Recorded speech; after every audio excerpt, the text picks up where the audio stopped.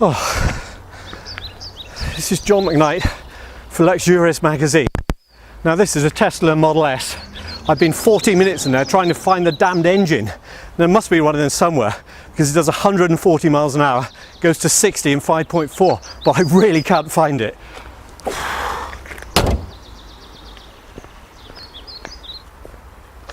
When I first contacted Tesla, I was really hoping they'd let me loose on one of their Roadsters. It's the first car Tesla ever made, and it looks like a Lotus Elise, and it's got, again, blistering performance, and is very practical, except, of course, it's only got 2 seats. Now, Tesla said, sorry, we don't do those anymore. And I said, well, is there one at the back of the Press Fleet garage that maybe I could look after, be a brand ambassador? I could look after it till the day I die. And apparently I'm about the millionth person to ask that, and they won't let me have one.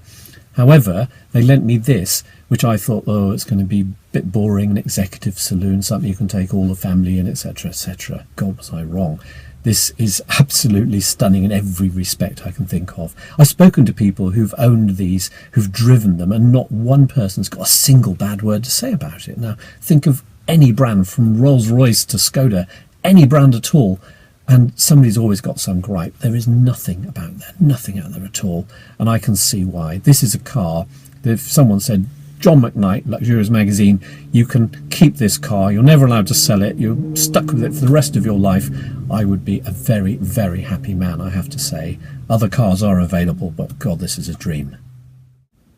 There are some people whose opinion on cars I respect. One of them is Alan Jeffrey, my friend, the engine tuner. He's driven just about anything. He's a professional test driver, and he said he's never experienced anything like this. The acceleration, he said, is absolutely extraordinary.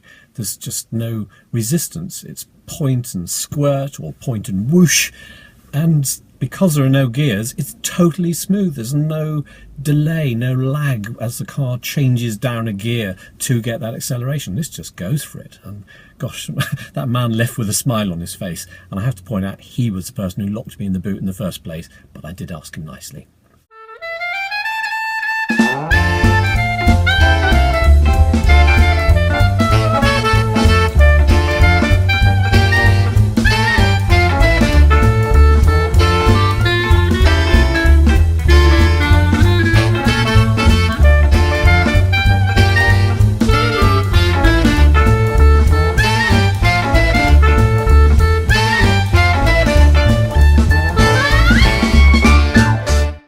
In some ways, this Tesla is rather plain inside. There's not a lot on show. However, right at the front here, there is a 17-inch screen, which is basically like a huge iPad. It works exactly the same without any instructions. I managed to do everything I wanted to do. And on it, you can control every function of the car. You can open the boot and get it to automatically shut itself again. You can open the bonnet, as I discovered just now. You can also browse the web. The car has built-in Wi-Fi, and the size of the screen is just something in itself. And just like on an iPad, you can pinch and enlarge, you can do all of those sort of things. Presumably you could do your email if you've got web-based mail. The car also has a reversing camera, which is about the size of a conventional iPad, and it's HD. It's absolutely wonderful. I mean, you have to keep your wits about you, but wow, it's just fantastic. You can play your music through the sound system via Bluetooth. It's got an extraordinary device where you direct where you want the sound to be in the car. All you do is you get your finger and you move it around the screen, and the sound travels around. So you can have the focal point right here or over there somewhere. Just suit yourself. It's so intuitive. It really is fantastic. Well, here we are, back on the road in the Tesla. One piece of advice, if you saw me getting out of the bonnet just now, don't try that at home. I got stuck the first time, had one hell of a job getting free. This car could have ended up boring, but in fact it's one of the most exciting cars I've ever driven. Its acceleration is best described as point and whoosh. It really is phenomenal. This is one of the extraordinary things about Tesla. I'm doing 70 miles an hour now, and you'd be very hard put to hear any engine noise at all. The only noise seems to come from the rumble of the tyres on the road, which is utterly unavoidable. When you accelerate, there's no roar of an engine, no burble from the exhaust. It just does it, gets on with it, which leaves you to talk or think or listen to the music through the sound system, whatever you want to do.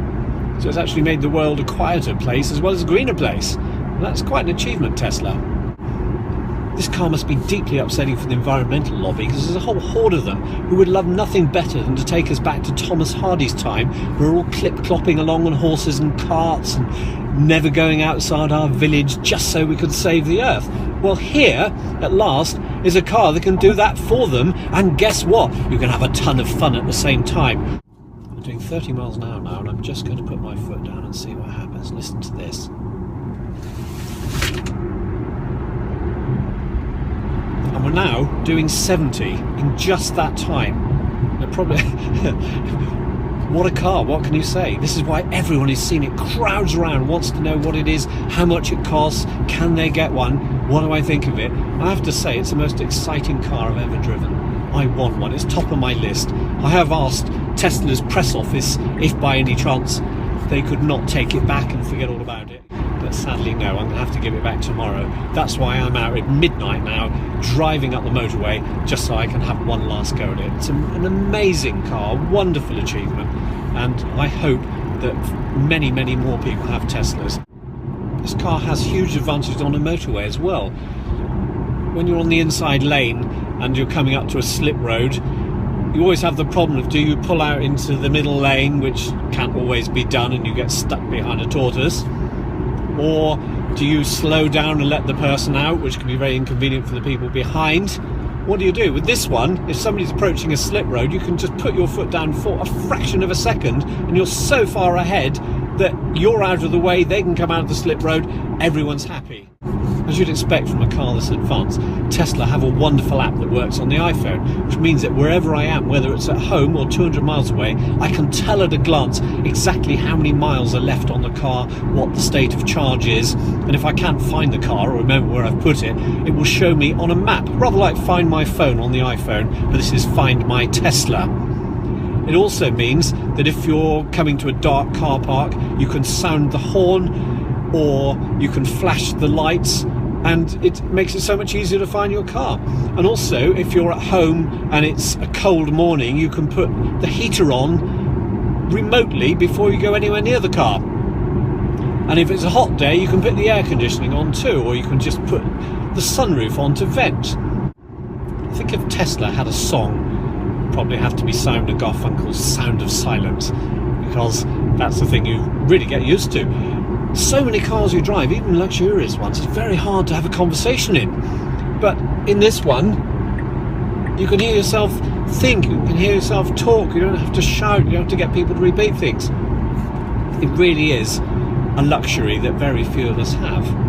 We like to be thorough on luxurious magazines, so when I read that the Pope had issued one of his encyclicals talking about climate change and how we humans had ruined the earth and how cars had a great deal to do with it, I thought he'd probably like Teslas because they're doing exactly what he's asking us to do. So I rang the Vatican press office, asked for a quote from His Holiness, and guess what? Haven't got back. All I can suggest is probably washing his hair or something like that. But if he ever does get round to it, and if he returns my call, I'll let you know, he might mention in one of his speeches, blessed are the Tesla drivers, because they're certainly doing something to improve the earth. And don't forget, this car is so quiet, if you do hear a purring from under the bonnet, you better check, because there's probably one of these inside.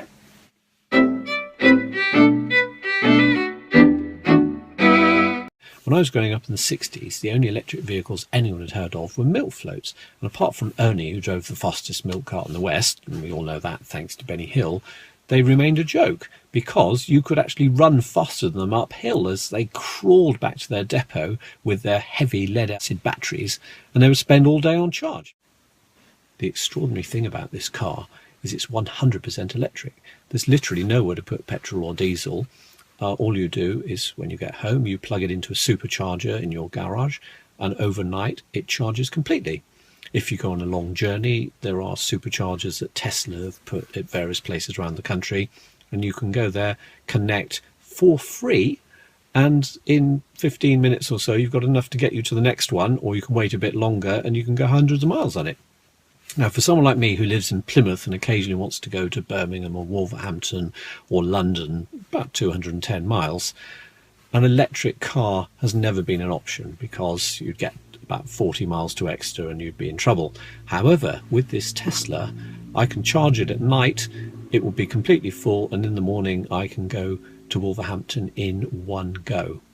Now that is an incredible technological triumph by Elon Musk and his people at Tesla, because on a trip like that, a couple of 100 miles, you would expect to have to go at 30 or 40 or 56 miles an hour to eke out the energy. But this car's not. It will travel at 70 or occasionally faster, so I've been told. And it's a normal car. It looks extraordinary, but it is a normal car. So if you're someone who is planning to buy, let's say, a Jaguar or a Lexus, something like that, for the first time ever, you have a real practical alternative. And you won't need to put a drop of petrol, a drop of diesel in the thing. It's actually free motoring as soon as you've paid for the car. This particular Tesla is £59,000, but Tesla have added all sorts of extras to it to take it up to £78,880 to you.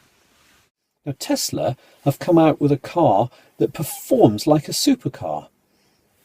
It does 0 to 60 in 5.4 seconds. It goes on to 140 miles an hour. Or so I'm told, officer. And it's exciting. The acceleration is breathtaking, sort of seat-sucking. My wife likened it to being on a ride at a fun fair. And here we are. It's the greenest car on the road. Just coming to the end of my drive now. I have to say it'll be a real wrench when this car goes back. I shall miss it terribly. It really is a car for the 21st century. There is nothing else like it on the planet. I've been wondering what would happen to filling stations and the big oil companies if everyone drove a Tesla. I mean, for a start, no one would need petrol or diesel anymore. I reckon they'd be reduced to selling overpriced toilet rolls to the utterly desperate at 2:30 in the morning. Once that business dried up, they'd probably all end up being turned into hand car washes staffed by extremely hard-working Eastern Europeans. So I'm calling at my local filling station here. And of course, I've got nowhere to stick petrol, nowhere to stick diesel, don't need them at all. Now, if I had a pack of hyenas, I'd bring them round to laugh at the filling station. But as I haven't, what I do have is this, and I hope he'll say it for all of us who are fed up being ripped off by petrol companies.